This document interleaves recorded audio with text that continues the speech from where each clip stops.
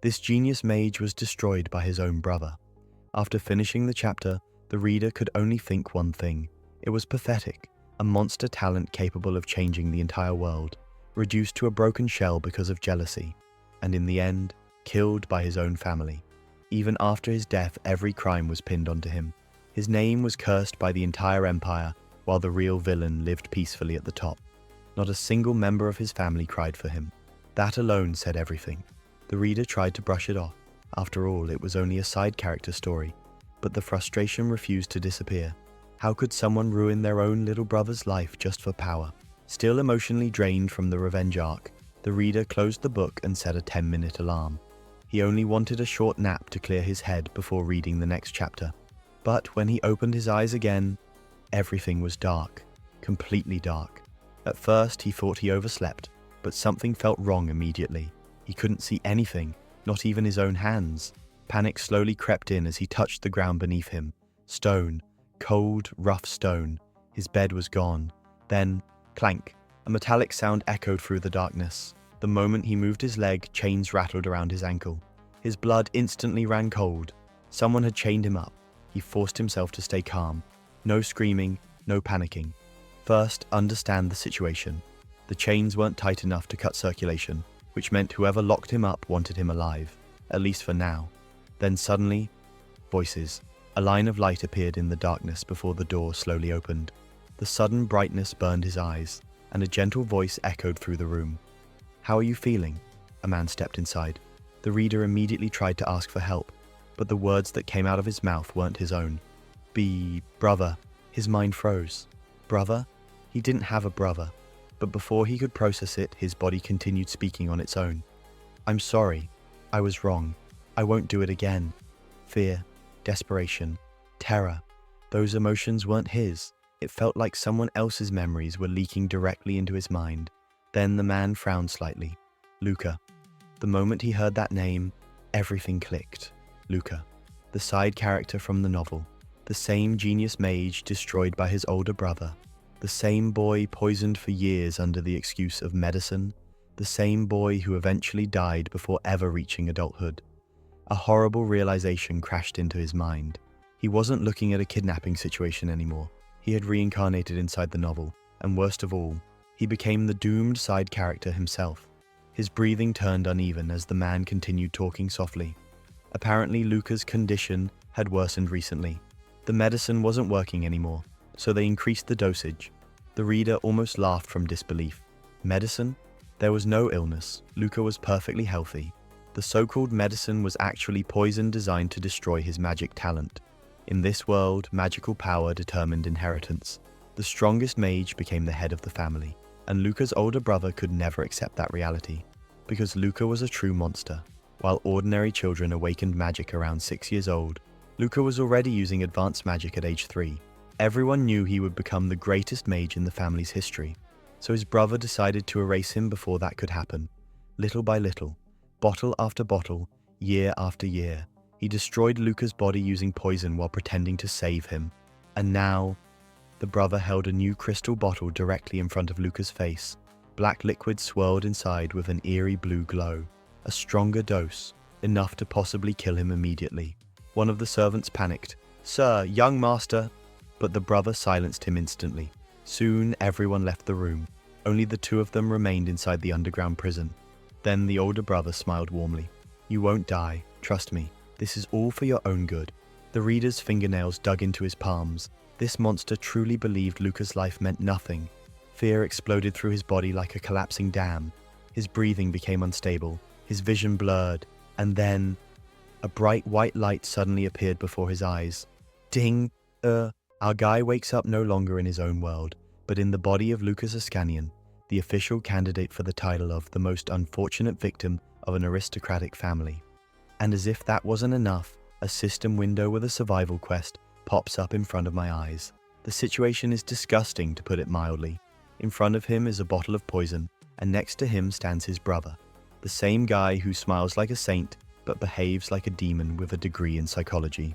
He calmly explains that Luca should drink the poison again to check the symptoms. That is, the brother literally says, "Come on, let's make sure you don't die too quickly." The hero quickly realizes that there are only two options: drink and maybe survive, or give up and die for sure. He chooses the poison, and while the insides are burning as if a bonfire has been lit in the stomach, the system suddenly gives out. Congratulations, the offer has been fulfilled. This is a real solo leveling moment. Waking up later, Luca discovers that the poison did not kill him, and the system now shows a full-fledged status window. And then the comedy of pain begins. The title is The Biggest Fool of the Empire, health is in the red, mental strength is in the red, luck is in the red. Bro literally starts the game with a debuff on existence. But the main blow is the Dawn 777 feature. The system reports that there are 777 days left before his death, and the chance of changing his fate is a measly 0.2%. That is, the world officially considers him almost doomed. It is here that the hero ceases to be a victim. Instead of panicking, he begins to think like a strategist. He writes down the plot of the novel, analyzes the connections of the characters, and decides that he needs strength, allies, and caution. He's not going to go directly to the main character. It's too risky. Instead, he chooses the person who will make the hero an emperor in the future. The system approves the choice and increases the probability of survival by another 3%. Our guy just turned a death sentence into a chess game. Our guy is finally starting to build his survival plan, and the first name he highlights in his notebook is Leonard Wittelsbach. And no, this is not just another random statistician. It is this man who will play a huge role in the victory of the main character in the future, and will be closely connected with the story of Lucas himself.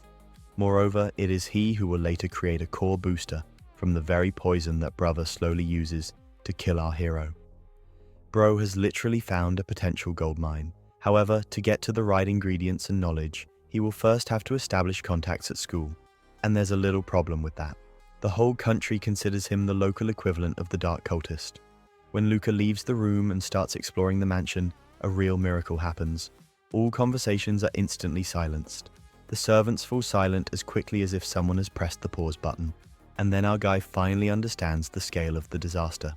It turns out that his brother has been conducting one of the nastiest social experiments in history for 10 years in a row. He gradually spread rumors that Luca was connected to the Pleroma, an insane cult that likes to drink blood, steal magic power, and perform resurrections with inferior quality to Chinese assembly.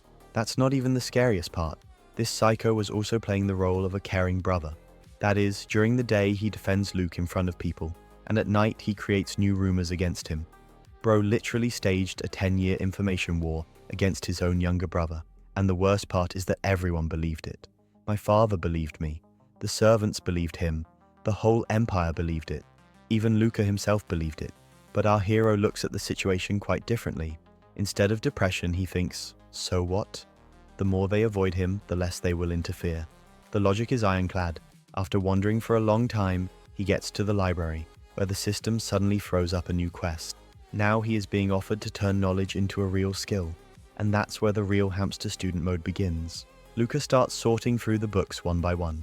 Combat spells, it's too easy. The story, uselessly. Forbidden arts, thank you of course, but when you're already considered a blood cultist, reading a cursing manual isn't the best idea. As a result, the eye falls on a book about divine power, and then our guy realizes that he has hit the jackpot. Divine power allows you to use special techniques, including mind control. Of course, he won't be able to control his brother yet. This monster is too strong, but forcing bystanders to keep their mouths shut, it already sounds much more interesting. In short, the less information will flow to the brother, the more freedom our hero will get. That's why he sits in the library all night and literally absorbs the book with his eyes. And the system is like this. Ding. Congratulate. The divine power attribute has been obtained. Our guy just discovered a new character class. The next day, the road to the academy begins, and here Luca gets another painful lesson about his reputation. It turns out that the journey does not take 3 days, but only 1. Why? Because the coat of arms of the Askenian family is on the carriage. All checkpoints simply wave their hands and let the crew pass on. And then the real circus begins. As soon as the carriage reaches the capital, the rest of the carriages begin to literally part to the sides. Children close the windows, people are turning onto other roads. Someone even screams in fear. It's only after a couple of seconds that Lucas realizes the reason.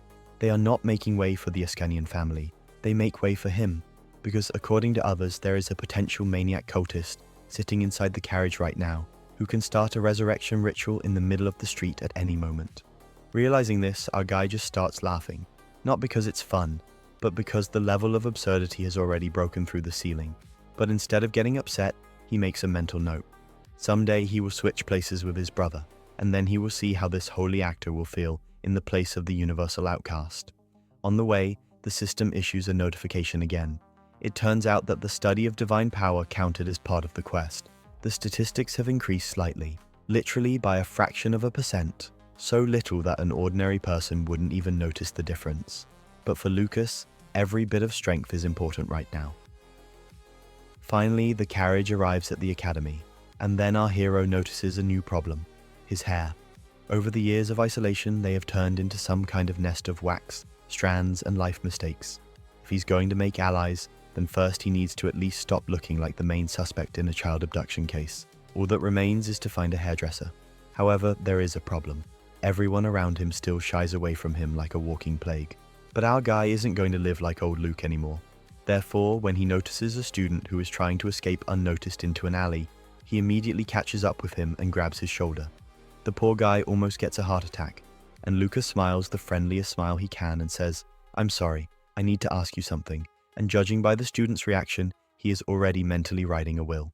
Our guy is finally completing his first big quest. Ding! The system confirms the completion of the task. Chapter 1 is completed. The next chapter opens. And if earlier Luca was just trying not to die, now a full-fledged survival game begins. The first thing he does is look in the mirror after getting a haircut, and then an unexpected discovery occurs. It turns out that under a layer of hair, wax, depression, and years of gaslighting, there was a completely normal guy hiding. Not a handsome man of the level of the main character of romantic manhwa, of course. But he's no longer the #1 suspect in the infant sacrifice case. Our guy literally got an appearance buff through a barbershop. But poor Melvin, who helped him find the salon, still behaves as if he were being led to execution.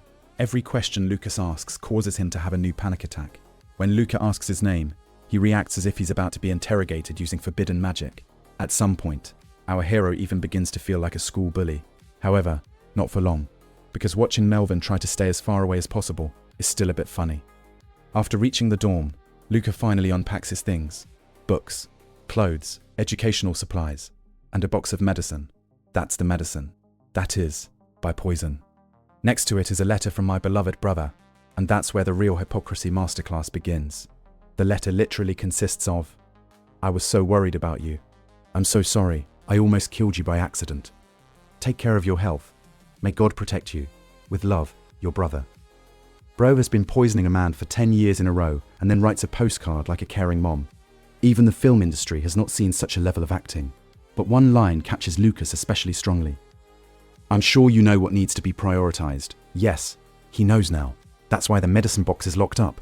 Not because he's going to keep drinking them, but because it's future evidence against my brother. After that, our guy decides to check the state of his core. The effect of the poison has almost subsided. Theoretically, magic should work. He raises his hand. Red mana begins to gather around the fingers, and bang! It's like being stabbed in the chest with a red-hot knife. My knees are buckling. It's getting hard to breathe. But he understood the main thing. Magic still exists. The poison did not destroy him completely, so the plan is working. It remains to wait for the weekend, when the effect of the poison will finally subside, and then it will be possible to proceed to the next stage. Exactly, to Leo. The next day, Luca goes to the academy, and immediately notices the strangeness. No one is avoiding him. No one is running away. No one crosses themselves at his appearance. For a second, it seems like a miracle has happened, and then one student notices his face, and literally takes off like an Olympic sprinter, and everything becomes clear. They just didn't recognize him after the haircut. It turns out that the old hairstyle was so terrible that it was a separate identification mark. Cruelly.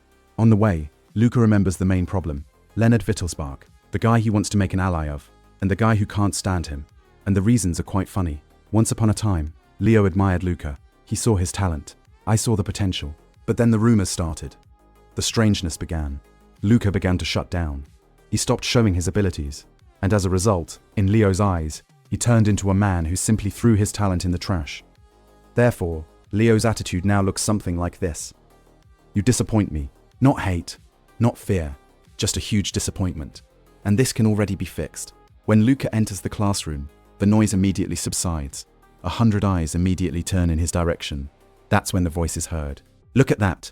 Have you decided to live longer? Our guy doesn't even raise his head right away. because he knows the owner of that voice perfectly well.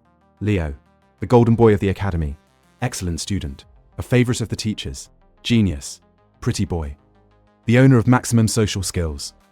In short, a character that authors usually make the main character. And it is his system that needs to be turned into an ally. At this point, a new window appears. Make Leonard Whittlespark your ally. Period of execution, 168 hours. Reward, survival. Penalty for failure, death. This is a real quest from a psychopath. Our guy was literally given a week to make friends with a man who hates him. The first lesson begins. The history of magic. And the professor turns out to be a real raid boss of the conversational genre, he says. And he says. And he says. An hour passes. Half the class is already asleep. The other half is in a near-death state. Even the walls of the auditorium look tired. Finally, the professor decides to enliven the audience with a question. At which meeting was it decided to make it mandatory for magicians to participate in the annual Eucharist? Silence. Dead. Absolutely. No one knows the answer. The professor is already beginning to suffer from his own existence. And then Luke remembers the book about divine power. The one I've been cramming all the way. He knows the answer, but there is a risk. Any unusual activity can attract your brother's attention. On the other hand, his brother himself recently advised him to improve his grades. It turns out to be a funny situation. If you find fault, there will be nothing to find fault with. Our guy makes a decision. He raises his head, and he speaks calmly. The second cathedral of Lighterum. The class freezes instantly. All. Everything at all. The professor looks as if he has just seen a talking dragon, and the professor himself just can't believe it for a few seconds, because the man everyone thought was a useless idiot had just answered a question that no one else could answer. But Lucas is only interested in one person. Leo. He looks at him, and for the first time, he doesn't see contempt. Not a joke. Not an annoyance. And a surprise. A real surprise. And then the system happily issues a new message. Ding. A special reward. Hint. Check the probability of survival. And apparently, our guy just took the first real step towards turning his whole life around. After answering the lesson, Luca immediately checks the system. And indeed, the probability of survival has increased. Not by 10%, not by 5, not even for 1, by only 0.1%. But for a person who started with almost zero chances, it already looks like a victory. Our guy finally gets confirmation. He's moving in the right direction. So, it's time to stop playing the role of a downtrodden ghost, because there is one problem. To destroy your brother's reputation and rise to the top yourself, you can't always remain a local meme of the empire. Sooner or later, my brother will notice the changes. He will set up an observer, he'll come in person, or he'll come up with some other dirty trick. Therefore, there is no time to build up. The first days of study are quiet. Luca barely sticks his head out. Instead, he spends all his free time in the library continuing to study divine power. While the others are relaxing on the weekend, our guy is literally farming the experience. And finally, Monday comes. The first full-fledged practical lesson on magic. And this is dangerous territory, because it's getting harder to hide your changes. The professor leads the students to the training ground, and the magic demonstration begins. One student, second, third, fourth, spells fly in all directions. And then Luca notices something interesting. Leo. Before that, he seemed like just a smart and popular guy. But now it's becoming obvious. This guy is a real monster. When it's his turn, he literally stands out from the rest of the course. Not a statistician's level. Not the level of a talented student. This is already material for the main character's team. Our guy looks at it and mentally understands. Yeah, not everyone becomes a friend of the protagonist for nothing. Meanwhile, the traditional school ritual begins in another part of the playground, discussing Lucas behind his back. As soon as he changes his appearance, half of the academy starts building conspiracy theories. One says, this is the first time he looks like a human being at all. The other one responds, I just saw his face. The third one starts to worry at all. What if he just decided to start drinking blood more professionally? Bro literally cut his hair. But the locals already suspect preparations for world domination. Rumors about the pleroma are so ingrained in people's brains that any change causes them to panic. And the worst part is that there are those who really believe in it. One of the students almost breaks down. Why are you all so calm? But it is at this moment that Leo intervenes, and he says a phrase that immediately shows his attitude towards Lucas. A change of appearance does not change the essence. Hard, very tough. For the rest, it's just another taunt. But in reality, the situation is more complicated, because there is a real civil war going on inside Leo. He hates the current Lucas, but he can't forget the boy he saw 10 years ago. The kid with the incredible magic. Magic, which impressed him so much that it literally forced him to devote his life to the magical art. And that's why Leo gets madder than the others, because he saw real talent. And then I watched as this talent turned into ruins. In his eyes, Luca looks like a man who voluntarily threw the treasure in the trash, and it annoys him more than any rumors. But after the class meeting, a new problem appears. Lucas has changed, and too much. The gait has changed, the look has changed, the manner of speaking has changed. It was as if he had become a different person, and the little hope that Leo has been trying to crush for years is beginning to stir again. And suddenly, does that bow still exist?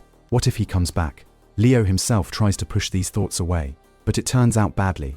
And finally, the moment of truth comes. The practical exam continues. One student after another demonstrates the spells. Everyone is waiting. They're counting. They whisper to each other. When is Lucas's turn? Because no one believes that he is capable of using magic. Nobody at all. Some are sure that he will just embarrass himself. Others believe that he will stand in silence again. Still others are waiting for a circus performance. Even Leo tries to convince himself that nothing will change, that Luca wouldn't show anything again, that there is no hope. And then the professor announces, next one, Lucas Ascanian. It gets quiet on the playground. Our guy calmly steps forward. No nerves. Don't panic. Without trembling hands, he raises his wand, and crackle, a red light flashes on the tip of the wand. Just for a moment. For a split second. But it's enough. The whole playground explodes. What? Did he use magic? Did you see that? This can't be happening. The students are literally losing their minds. For any normal magician, it's not even a spell. It's a spark, the usual trick. But for Lucas, it's like raising a dead man. Because a man who couldn't use magic for years, I just used it. And it's not the class that's most shocked. And Leo, he rises abruptly from his seat. The eyes widen. My heart starts pounding. Because for the first time in many years, he felt that same feeling again. That's the memory. That's the moment from childhood. When Lucas's magic made him fall in love with magical art. For a second, it seems to him that the hope was not in vain. That Luke is really coming back. But the next moment, our guy lowers his wand. He flinches slightly from the pain, and he doesn't do anything else. And the whole playground remains staring at him, as if it had just seen a ghost. Our guy continues to play a very dangerous game. In a practical lesson, he finally shows magic. More accurately, it shows such a pathetic spark that most students immediately lose interest. But there is one problem, Leo. And this guy couldn't be fooled. As soon as Lucas released mana, Leo immediately realized the truth. This was no incompetent man standing in front of him, not a cripple, not the guy with the destroyed core, and a man who deliberately hides his strength. Moreover, he hides it so brazenly that it already looks like a personal insult. When Lucas tells the professor that he feels unwell and wants to leave, Leo almost explodes on the spot, because for him it looks something like this. Bro, I've been working for magic all my life, and you were born a genius? And now you're pretending to be disabled for fun? Leo can't forgive that. Our guy looks at his reaction on purpose and barely holds back a smile. Because that's exactly what he wanted. If the others must see Lucas's weakness, then Leo needs to see his potential. And judging by the look of the golden boy of the academy, the bait was swallowed along with the hook. After the lessons, the fun begins. Luca checks the liking indicators. And they've gotten worse. From -8 to -9. Our guy looks at it and is happy. Yes, rejoices. Because for an ordinary person, that's -1 hate point. And for him, it's a confirmation that Leo is no longer indifferent. He's hooked. He's thinking. He's angry. He can't get Lucas out of his head. So the plan is working. Bro literally uses psychology instead of magic. Meanwhile, Leo is going through one of the hardest evenings of his life. He sits in the room and can't stop thinking. Because today I saw that very magic. The one that changed his fate 10 years ago. The magic of the boy he had once admired. And now his whole worldview is starting to come apart at the seams. If Luca is able to use magic, then why haven't you done anything for so many years? If he's that talented, why did you let everyone think you were useless? If it has changed, what's going on? There are more questions every minute. And in the end, Leo comes to the only conclusion. He must find out the truth, personally. The following days pass exactly as Lucas expected. The rest of the students are already forgetting about his performance. Big deal. He used a weak spell. The sensation lasted about as long as the discount in the store. But Leo keeps watching, and more carefully. Our guy is deliberately adding fuel to the fire. In the following practices, he does even less. Sometimes he just collects mana. Sometimes he doesn't even let her out. He raises his wand. Is worth watching. He lowers it. Leo is now in the state of a person who has shown the solution to a riddle and closes the last page every time. He's literally bursting with curiosity and anger. And finally, patience is running out. After another class, a shadow looms over Lucas. Our guy raises his head. Leo is standing in front of him. He looks like he's ready to start a war. I need to talk to you. There is a contact. Lucas mentally ticks the box. Everything is going according to the script. Leo makes an appointment. Midnight. The training ground. And if Luke doesn't come voluntarily, he'll be dragged in by force. What a cute way to invite a person to a conversation. True friendship begins that way. Night falls. Lucas leaves the dorm and goes to the training grounds. And here it turns out a very important thing. Leo is so confident in himself that he hasn't even explained exactly where to look for him. Bro just said come over, and he expected that everyone else would automatically know the location of his personal lair. The main character's level can be felt from a kilometer away. Therefore, Lucas stands quietly in the middle of the playground and waits, right up to the moment when they grab him by the scruff of the neck. Leo found himself. Very convenient. Then the verbal duel begins. Leo immediately goes on the attack. He accuses Lucas of lying, in a game of magic, bullying my studies, disrespecting the school. In short, he throws out everything that has accumulated over the past few days. But then the unexpected happens. Lucas doesn't make excuses. He doesn't back down. He doesn't try to change the subject. He starts arguing, calmly, cold, logically, and so confidently that Leo is gradually losing the initiative. When he declares, the school belongs to the students, Lucas immediately responds, then who are the teachers? When Leo criticizes the professor, our guy reminds us to talk to him directly first. When Leo is outraged by his behavior, Lucas asks, what's it got to do with you anyway? Every answer hits the target exactly. And gradually Leo begins to realize an unpleasant thing. This was no longer the same terrified Luca, not the one at all. At some point our guy pretends that he's going to leave. That's when what he's been waiting for from the beginning happens. Leo takes out his wand. The air instantly becomes heavier. The voice grows cold, and his eyes are literally sparkling. Get out your wand. That's it. Finally. Leo offers a deal. If Lucas wins, he will shut his mouth and stop interfering. If Leo wins, Lucas will leave the academy. In other words, this guy just challenged our guy to a duel, and he did it absolutely voluntarily. Lucas stares at him for a few seconds, and then he smiles slowly. Because he organized this whole performance, Leo thinks he's got him cornered, but in fact, he walked into a trap set by himself. And Lucas's response turns out to be as calm as possible. Of course not. Bro just took the fight. So the next chapter promises to be a real clash between two stubborn monsters. Our guy finally gets what he put on this whole show for. The duel begins. And it starts as Leonov style as possible. No warnings. Without a countdown. Without beautiful speeches. Lucas just adjusts the grip of his wand. And the next second, the spell is already flying in his face. Boom. A piece of the wall of the training hall is flying apart. Our guy manages to dodge literally at the last moment. And then an unpleasant truth dawns on him. Leo is a monster. Not in terms of talent. Conversely, he reached this level solely through training. While Luca had been slowly dying in the basement for 10 years, this guy had been rocking like a fanatic for 10 years. And the result is now trying to blow his head off. Then the real beating begins. Leo doesn't even hide his intention. He literally drives Lucas all over the playground. The spells fly one after the other. The barriers are cracking. The floor collapses. The air vibrates with magic. And our guy only does one thing. He survives. He doesn't answer. Does not counterattack. Doesn't show real strength. He's just defending himself. And that's what Leo is starting to hate the most. Because he understands perfectly well. Lucas is hiding something. And on purpose. Are you just going to run away? Did you come out here just to waste my time? Our guy just smiles. And that makes Leo even angrier.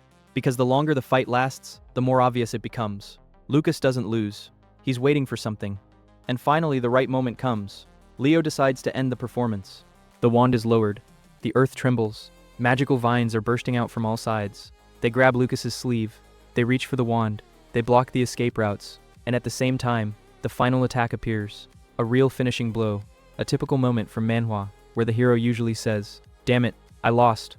But not today." Because that's exactly what Luca wanted. Our guy rips his hand out of the grip of the vines. The thorns dig into the skin. Blood is coming out on the sleeve. The magical flow is being disrupted. But it's too late. The spell is activated. Boom. The two attacks collide. The training hall literally explodes from the shockwave. The dust rises to the ceiling. The floor is covered with cracks. Visibility disappears. And Luca is already preparing for a new attack. Because Leo is not the type to stop. But nothing happens. Strange. It's very strange. When the dust clears, the cause becomes visible. Leo is lying on the floor, with blood on his forehead. And then our guy understands. This psycho didn't dodge on purpose. He deliberately took the blow, voluntarily, with his own face, to make sure, to feel it, to check it out. Bro literally got the opportunity to dodge and said, "No, I'd rather catch it with my forehead." A real fan of magic, without treatment, without registration. Luca tries to help him up, but the situation is only getting worse. Because Leo starts laughing. Not nervous, not hysterical, but really happy. Like a man who had been searching for a treasure for 10 years and finally found it. That's it. What? That's what I've been waiting for. And then the revelation begins. It turns out that 10 years ago, it was Lucas's magic that inspired Leo to dedicate his life to magic. All these years, he remembered that moment. I remembered that power. I remembered that boy. And now he finally saw her again. In fact, Our guy has now accidentally fulfilled the childhood dream of this madman. But then the full raid on the psyche begins, because Leo is asking, hit him again. Yes, seriously. One more time. Voluntarily. To make sure that everything happened for real. Our guy stares at him for a few seconds, and he understands a terrible thing. This was not just a talented magician. In front of him is a magic addict. Hit me again. No. Please. No. Just one more time. You could die. But it's beautiful. Bro is literally trying to subscribe to receive combat spells in person. In the end, Luca just knocks him out with a sleep spell. The most effective way to argue with fanatics. Then he sits down next to her and looks at the ceiling. Mission accomplished. Leo took the bait completely. The system is practically counted. The future hero's most important ally is already on the hook. And the best part, he doesn't even know how much they're going to use him.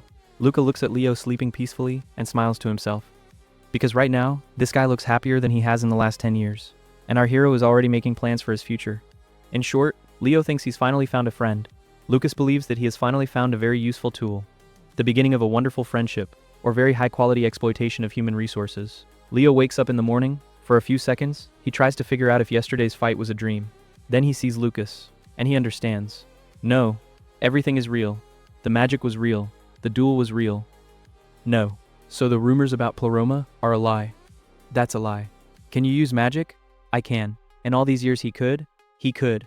Leo's face grows darker with each answer, because the picture adds up to one huge word: deception. Someone was methodically ruining Lucas's life. For years. And finally the main question sounds. Then why? Why did you live like this? Why was he patient? Why did you let this happen? Why was he hiding his power? Why was he silent? And that's where our guy gets it. The moment has come. He leans closer, looks straight into Leo's eyes, and he utters a phrase that will completely turn the whole story around. Then promise me one thing. Which one? Don't tell anyone. For me, it's a matter of life and death. It's at this point that Leo finally stops being just a classmate, because now they're going to let him in on a secret that will destroy the original plot of the novel, which means history is officially starting to go off the rails.